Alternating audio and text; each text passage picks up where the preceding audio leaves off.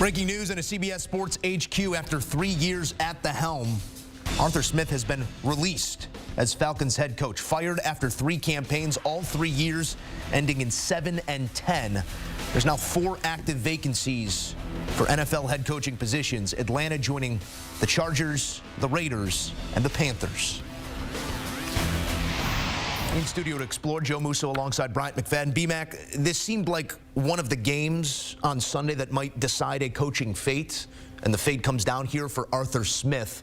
Are you surprised at all by the timing mere hours after the loss and even the scuffle at midfield between head coaches that this is the ultimate end? No, I'm not surprised, and here's why. It was an embarrassing loss for the Atlanta Falcons. You played against a divisional foe. Even though you've been struggling over the last few weeks, you still had an opportunity to stay within the playoff conversation. The same can be said for the New Orleans Saints.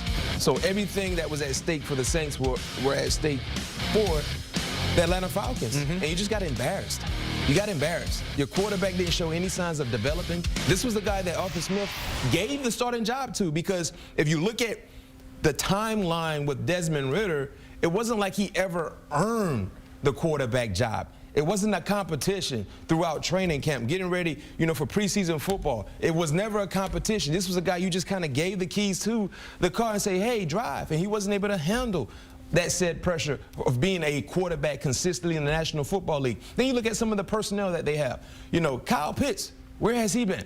Is it more about the scheme or the lack thereof, or just his ability to not buy into the offensive structure? What about Bijan Robinson? Remember, this was the guy you invested a high draft pick in, and he's shown flashes, but there were moments throughout the season where he disappeared as well. Drake London, another high invested draft guy offensively. So you have a lot of quote-unquote high-level personnel, especially on the offensive end, that haven't really lived up to the billing. And the reason Arthur Smith got the head coaching job in Atlanta was because of his play calling ability when he was a Tennessee Titan offensive coordinator. So enough is enough. Clearly, the owner, Arthur Blank, his patience was extremely short. And if he's going to cut ties, let's do it now. Arthur Blank said just a few weeks ago he did not want to fire the head coach, barring some sort of collapse late in this season. I don't know if it constitutes collapse, but I believe that was said prior to the Colts win, 29-10.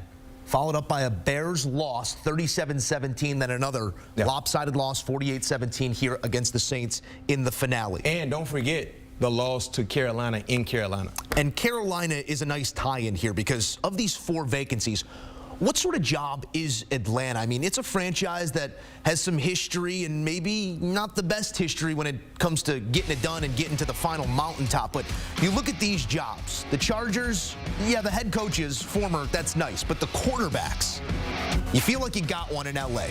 That's an opportunity for a head coach. Carolina, you've got one because you just drafted one, number 1.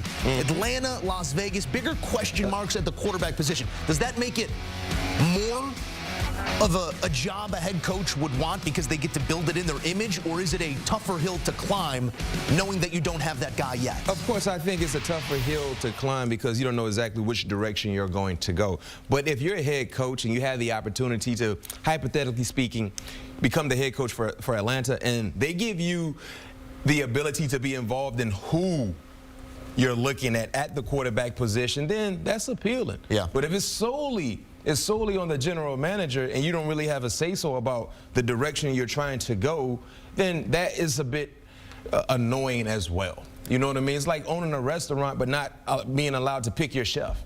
You know what I mean? When you go through a taste test and you say, hey, I like this chef better compared to this chef, but I own the restaurant, but and that's who I'm going to have to work with, but I can't pick that chef. So if you're an offensive-minded guy and you become the head coach in Atlanta, if they're giving you the ability to be able to dissect and understand and say, this is the guy I want to lead our organization, then it might be more appealing. But we have to wait and see, because clearly you're going into a situation where you got to find a quarterback. And I'll say this over and over again. If you don't have a quarterback, the football field feels like it's 150 yards. It is our first firing of beyond the regular season. 4 vacancies now open and a new one in Atlanta as Arthur Smith is now a thing of the past as the head coach of the Falcons.